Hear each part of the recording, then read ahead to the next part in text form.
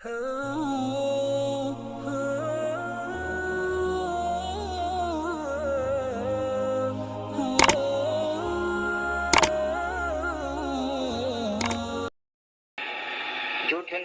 شروع کیا گیا ہے حضرت نوح علیہ السلام کے زمانے سے،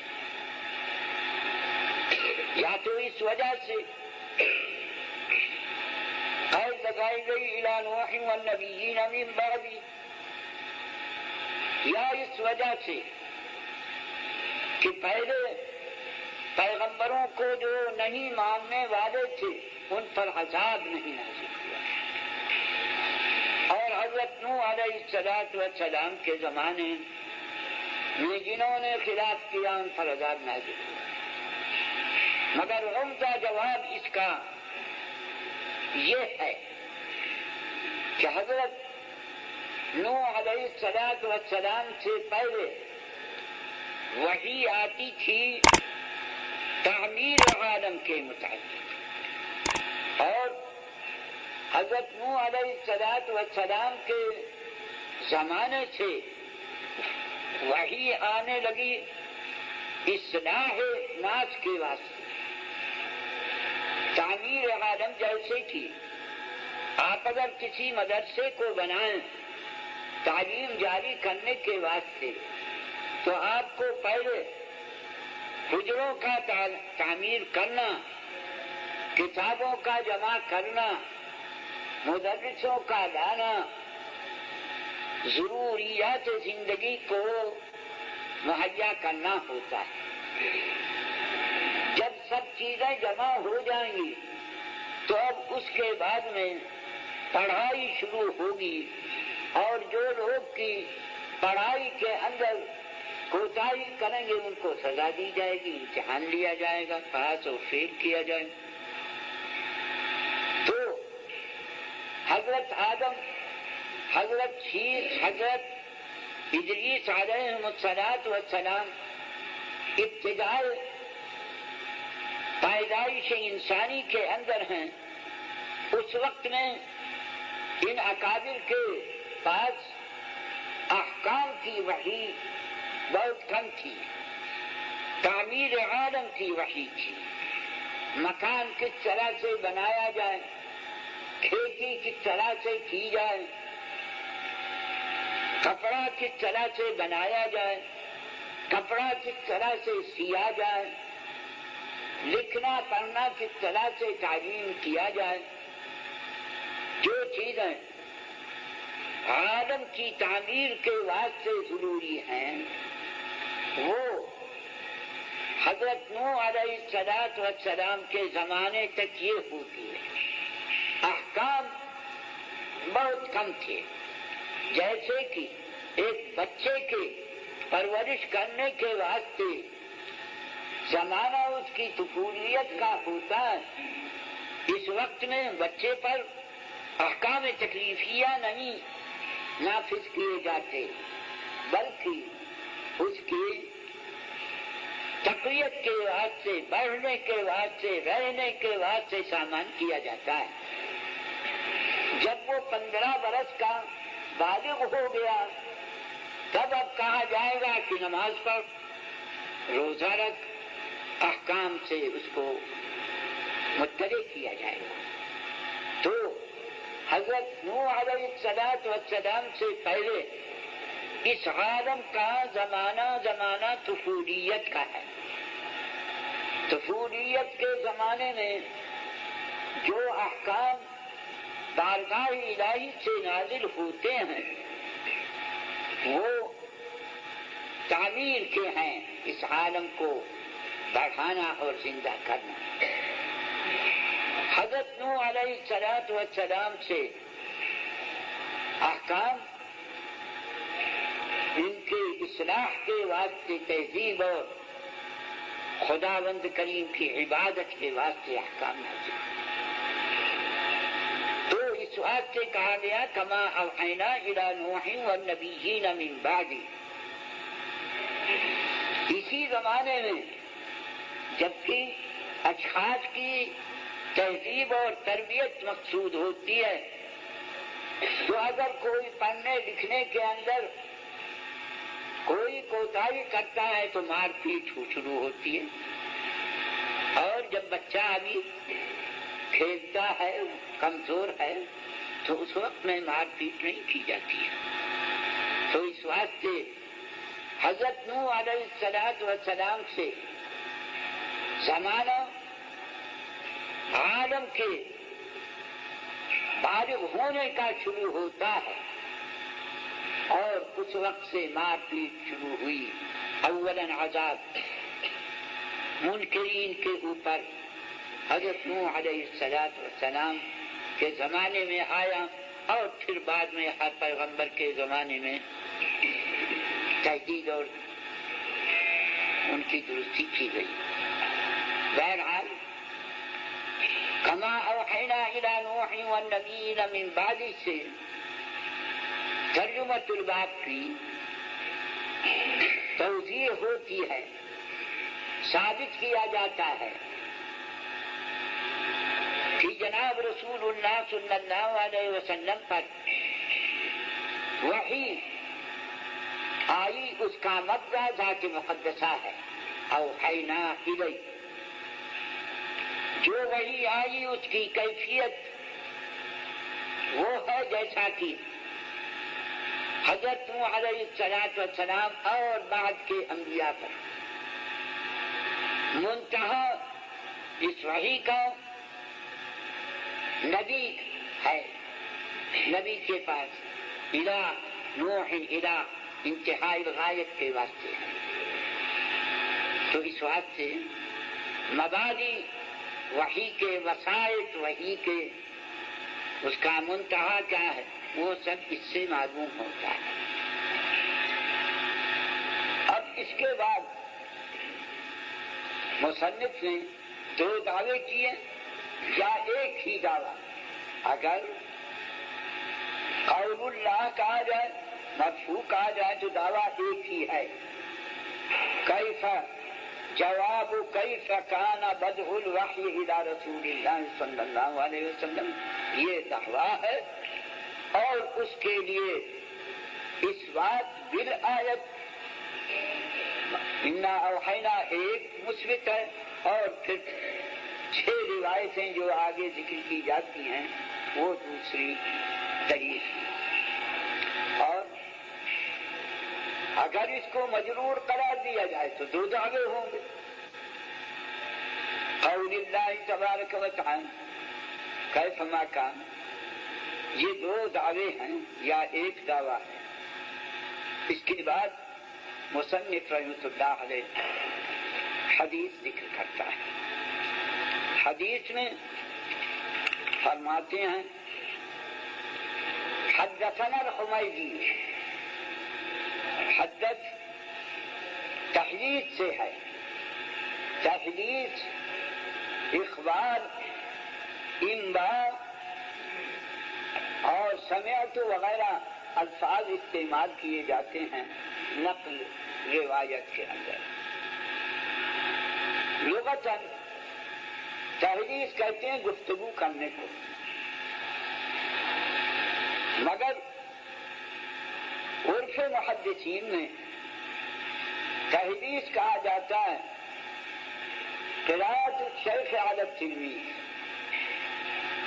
جو چیز شیخ اپنے طور سے بیان کرے اور تلامیذ سنتے ہوں، اس کو تحدیث کہا جاتا ہے۔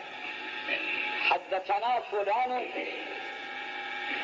اذا كان ذلك الاستاذ هو بنفسه يقرأ الرواية، اس کو تحدیث کہا جاتا ہے، قراءت کو استاذ کی طرف سے۔ عام عادت جناب رسول اللہ صلی اللہ علیہ وسلم کی یہی تھی، آپ کے اوپر احکام نازل ہوتے تھے، آیتیں نازل ہوتی تھی، آپ لوگوں کو وہ پڑھ کر سناتے تھے۔ یہ تحدیث ہے، عادت جناب رسول اللہ صلی اللہ علیہ وسلم کی عام متن یہی ہے۔ اخبار ہے، قراءت التلمیذ علی الشیخ، جس طرح سے تمہارے یہاں عادت ہے کہ تلمیذ پڑھتا اور استاد سنتا ہے، اس کو اخبار کہا جاتا ہے۔ متقدمین محدثین کے یہاں پر اخبار اور تحدیث میں کوئی فرق نہ تھا، مگر متاثرین نے اس میں فرق کیا، تو اب اصطلاح جاری ہو گئی کہ اذا كانت الروایت بقراءة الشیخ علی التلاميذ فذلك تحدیث، واما اذا كان بقراءة التلمیذ علی الشیخ فذلك اخبار۔ اخبار میں یہ ضروری ہے کہ استاد اس کا اقرار کرے، یعنی تلمیذ کہتا ہے کہ احدثکم محمد بن بشار عن شعبۃ عن فلان عن فلان الى النبی صلی اللہ علیہ وسلم، سوال کرتا ہے خبر لے کر، فالشیخ یقول نعم حدثنی فلان عن فلان، اس کا اقرار کرے۔ تو اخبار کے واسطے چونکہ قرأت ہوتی ہے تلمیذ کی، اور حقیقتاً تلمیذ خبر دینے والا نہیں، خبر دینے والا استاد ہوتا ہے، تو اس واسطے اس میں اقرار حقیقتاً یا حکماً شیخ کا ہونا چاہیے۔ تو حدثنا الحمیدی، حمیدی استاد ہیں امام بخاری کے، حدثنا کبھی کہا جاتا ہے، کبھی کہا جاتا ہے حدثنی۔ اگر استاد نے تلامید کو کے مجمع میں روایت ذکر کی ہے تو اس وقت میں کہا جائے گا حدثنا، اور اگر تلمیذ ایک ہی ہے، شیخ نے اس کو روایت سنائی تو اس وقت میں حدثنی کہا جائے گا۔ اسی طرح سے سمعت فلانا یقول کذا و کذا، اگر تلمیذ ایک ہے تو سمعت کہا جائے گا، اور اگر کئی آدمی ہیں تو کہیں گے کہ سمعنا فلانا یحدث کذا و کذا۔ تو تحدیث میں ہمیشہ قرأت شیخ کی ہوگی تلامید پر، اور اخبار میں قرأت تلمیذ کی ہوگی شیخ پر۔ کبھی انباہ انبأنا فلان یا انبأنی فلان، اصطلاحاً اگر شیخ اپنی کتاب تلامذہ کو دے دے، یہ کہ ہذہ مرویاتی یا ھذا کتابی اجدتکم ان تروہ عنی، تو اس وقت میں لفظ انباء استعمال کیا جاتا ہے، انبأنا فلان یا انبأنی فلان۔ اس کو کتاب دے دینا کہا جاتا ہے۔ اس کی تفسیر آپ نے نخبہ میں پڑھ لی ہو۔ کبھی لفظ حدثنا و اخبرنا و سمعت وغیرہ نہیں کہا جاتا، ہم فلان، ہم ذکر کیا جاتا ہے، قال ذکر کیا جاتا ہے۔ ہم اور قال صریح فی السماع نہیں، ہو سکتا ہے کہ سماع ہو سکتا ہے کہ بالاخبار بالنقل ہو۔ تو عن اور قال بھی روایت کے الفاظ میں سے ہے، مگر شیخ سے تلمیذوں کا سننا، متصل سند ہونا ضروری ہے عن کے اندر اور قال کے اندر، بخلاف حدثنا اخبرنا اسلامک وائس ڈیجیٹل ساؤنڈ کے اندر اسٹوڈیو اتصال کا ہونا ضروری ہے۔ پاکستان میں اسلامک ریکارڈنگ کے لیے منفرد ادارہ تلاوت، حمد و نعت، نظمیں اور تقاریر، ڈیجیٹل اسٹوڈیو میں اور دینی اجتماعات کی اسٹوڈیو کوالٹی میں ریکارڈنگ اور آڈیو کیسٹس کو سی ڈی میں کنورٹ کروانے کے لیے معیاری ادارہ اسلامک وائس۔ رابطہ کے لیے پوسٹ باکس نمبر 1503 نشاط آباد فیصل آباد، فون نمبر 0333 6525 37 شیخ الہند مولانا محمود حسن قال حدثنا مولانا محمد قاسم النانوتوی قال حدثنا شیخ عبد الغنی الدہلوی قال حدثنا شیخ محمد اسحاق الدہلوی۔ پوری سند ہر روایت کے ساتھ ہونی چاہیے۔ اگر ہم اس پوری سند کو ہر روایت کے اندر ذکر کریں تو بہت دور ہو جائے گا۔ اس لیے ابتدا میں یہ کہہ دیا جاتا ہے قرأت کرنے والا یہ کہتا ہے بالسند المتصل الى الامام الحافظ الحجة امیر المؤمنین فی الحدیث ابی عبد اللہ محمد بن اسماعیل البخاری رحمہ اللہ تعالی انہ قال حدثنا الحمیدی۔ تو قاری ابتدائی درس میں یہ حوالہ دے دیتا ہے کہ ہماری سند جو کہ متصل ہے امام بخاری تک، اسی سند سے ہم یہ روایت کرتے ہیں کہ بخاری نے کہا حدثنا الحمیدی۔ اب اس کے بعد ہر روایت میں بالسند متصل کرنے کی کوئی ضرورت نہیں، ضمیر لائے وبہ قال حدثنا فلان بہ، ہر روایت کے ابتدا میں بہ کر دیا جائے گا۔ یہ عادت اختصار کی اہل حدیث کی جاری ہو گئی، جیسے کہ اختصار کی حدیث آگے طریقہ حدثنا میں ثنا لکھا جاتا ہے، اور بعد اس کو حذف کر دیا جاتا ہے ثنا، یا کبھی نا فقط لکھا جاتا ہے، پڑھا جاتا ہے حدثنا، پڑھنے کے اندر تو پورا حدثنا کہنا ہوگا، مگر لکھنے کے اندر ثنا یا نا، اور اخبرنا کے اندر انا لکھا جائے گا اور پڑھا جائے گا اخبرنا۔ اسی طرح سے انبانا کے اندر اشارتاً نبانا لکھا جائے گا اور پڑھا جائے گا انبانا، انی پڑھا لکھا جائے گا اور پڑھا جائے گا اخبرنی۔ یہ اختصار اس واسطے کہ تاکہ طول نہ ہو یہ جاری ہو گیا ہے۔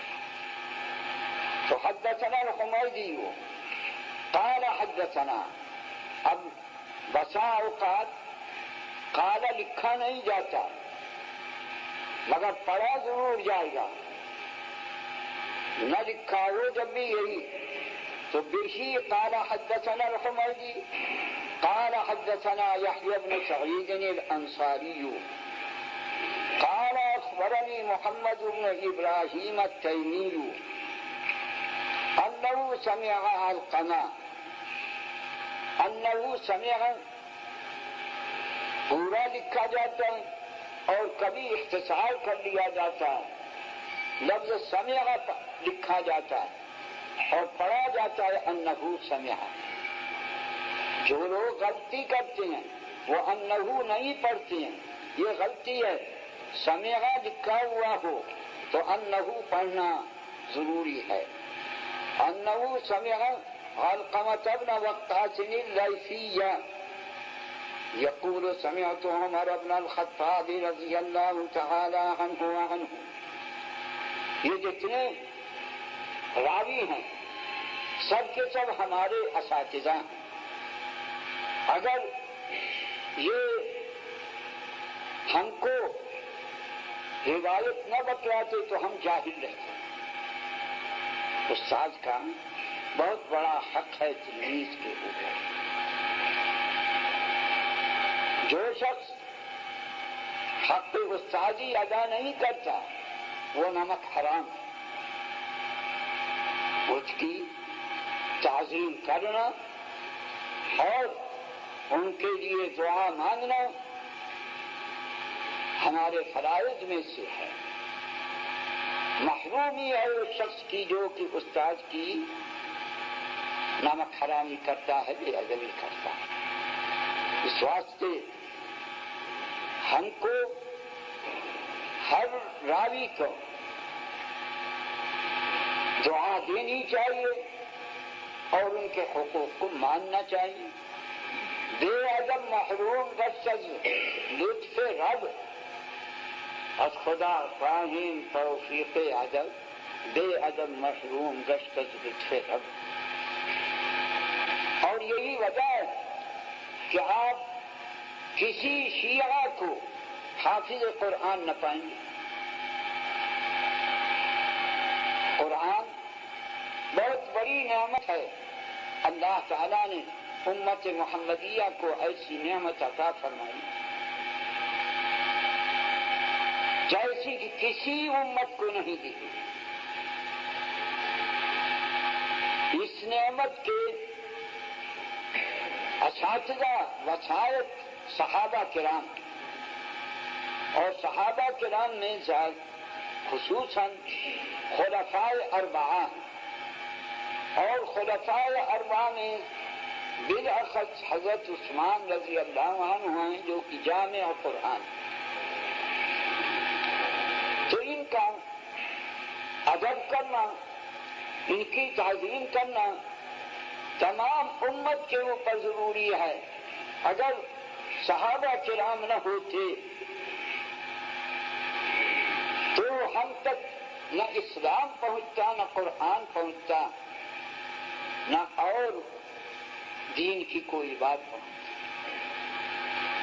قرون اولا سب ہمارے اساتذہ ہیں، انہی کے ذریعے سے ہم کو قرآن اور دین پہنچا.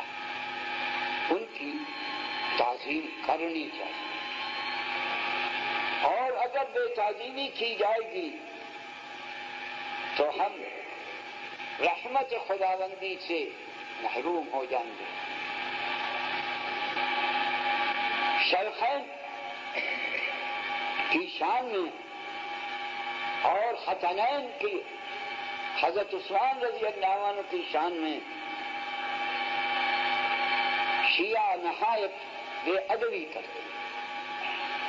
اس واسطے آپ دیکھیں گے کوئی شیعہ قرآن شریف کا حافظ ہے، نصرانی حافظ قرآن کا ہو جائے گا، یہودی ہو جائے گا،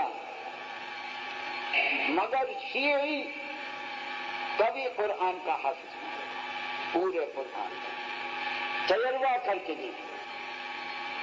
اس الزام کو رفع کرنے کے واسطے روافض نے بعض سنی حافظوں کو کچھ روپے دیے اور کہا کہ مجمع میں تو یہ کہہ دینا کہ میں شیعہ ہوں اور قرآن سنا دینا. تو وہ غریب تھا، اس نے رشوت دے دیا. بڑے مجمع میں دعویٰ کیا گیا شیعوں کی طرف سے کہ ہم قرآن کے حافظ ہیں. اس کو سنی کو لائے بڑے مجمع میں. اس نے کہا کہ میں شیعہ ہوں اور قرآن کا حافظ ہوں. تو امتحان لیا گیا، کہا گیا کہ فلاں سورت میں فلاں جگہ سے پڑھو. تو پڑھنا بالکل نہیں آیا. کئی جگہ سے دیکھا وہ بھول گیا. اس نے مجمع میں پھر توبہ کیا اور کہا کہ مجھ کو یہ رشوت دی گئی تھی، اس واسطے میں نے کیا تھا، میں تو قرآن بھول گیا. اس کے بعد جو پڑھایا گیا تو پھر پڑھنے لگا. تو تمام سلف ہم سے پہلے جو مسلمان گزر گئے ہیں وہ سب ہمارے اساتذہ ہیں. قرآن متواتر ہے جناب رسول اللہ صلی اللہ علیہ وسلم سے ہمارے زمانے تک تواتر کہاں سے ثابت ہوا؟ تواتر تو خبر قوم تحیل العادت تواترهم علی الکذب، اس کو تواتر کہا جاتا ہے۔ تو ہمارے سے پہلے جتنے مسلمان ہیں وہ سب کے سب روایت کرتے ہیں کہ یہ وہ کتاب ہے کہ جس کو حضرت محمد صلی اللہ علیہ وسلم نے لا کر ہم کو دیا اور کہا کہ یہ خدا کی طرف سے نازل ہے۔ تو یہ خبر متواتر ہوتی ہے ان تمام مسلمانوں سے جو ہم سے پہلے گزر چکے ہیں۔ تو جتنے مسلمان ہمارے سے پہلے گزرے ہیں ان سب کو ہمارا استاد ماننا ضروری ہے۔ اگر یہ نہ ہو تو قرآن کا تواتر باقی نہیں ہے۔ اس واسطے متقدمین کے واسطے، اسلاف کے واسطے دعا کرنی چاہیے، ان کی تعظیم کرنی چاہیے۔ یہ تو قرآن کے متعلق ہے۔ اسی طرح سے تمام احکام اسلامیہ جو کہ متواتر ہیں وہ ایک شخص کے اوپر نہیں، تمام مسلمانوں میں۔ ظہر کی 4 رکعتیں ہیں، کیسے معلوم؟ مغرب کی 3 رکعتیں ہیں، فجر کی 2 رکعتیں ہیں، فرض ہیں۔ اگر کوئی انکار کرے تو کافر ہوگا۔ یہ کیسے ہم کو معلوم؟ تمام شرقاً اور غرباً جتنے مسلمان ہیں سب کہتے ہیں کہ ہم سے پہلوں نے یہ خبر دیا، انہوں نے ان سے پہلوں نے خبر دیا کہ حضرت محمد صلی اللہ علیہ وسلم نے ارشاد فرمایا کہ فجر کی 2 رکعتیں، مغرب کی 3 رکعتیں، عصر کی 4 رکعتیں ہیں۔ یہ تواتر۔ اسی طرح اور احکام اسلامیہ جو متواتر ہیں وہ سب کے سب قرون اولا سے قرون اخرى تک پہنچا۔ تو جتنے مسلمان ہم سے پہلے گزر چکے ہیں وہ سب ہمارے اساتذہ ہیں، انہی کے ذریعے سے ہم کو ایمان اور اسلام، رسول کا ہونا، خدا کا موجود ہونا، جو چیزیں نقلی ہیں وہ سب انہی کے ذریعے سے۔ تو ہم کو سب کا ادب کرنا چاہیے، اور بالخصوص حدیث کے اندر یہ تو متواترات کے متعلق تھا۔ احادیث میں سے جو چیزیں ہم تک پہنچی ہیں وہ اگر حمیدی نہ روایت کرتا تو بخاری کو کہاں سے معلوم؟ بخاری کا استاد حمیدی، اس کا استاد یحییٰ بن سعید۔ تو یہ سب ہمارے اساتذہ۔ ہم کو چاہیے کہ ان کا ادب کرے اور ان کے لیے دعا کرے۔ تو اس واسطے اب اگر ہر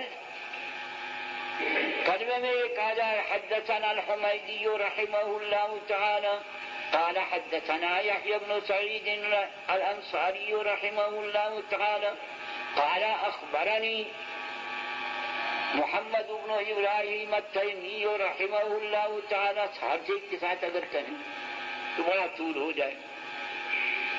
تو اس وقت سے مختصر طریقہ یہ ہے کہ صحابی کے نام پر جب پہنچو تو یہ کہو کہ سمعت عمر بن الخطاب رضی اللہ تعالی عنہ وعنہم، صحابی کے نام پر رضی اللہ تعالی عنہ وعنہم، عنہم سے مراد جو دوسرے راوی ہیں حمیدی، سفیان اور یحییٰ بن سعید انصاری اور اسی طرح سے علقمہ وغیرہ جتنے ہیں، سب کہتا ہے لا اکراہ فی الدین قد تبین الرشد من الغی فمن یکفر بالطاغوت ویؤمن باللہ فقد استمسک بالعروۃ الوثقی۔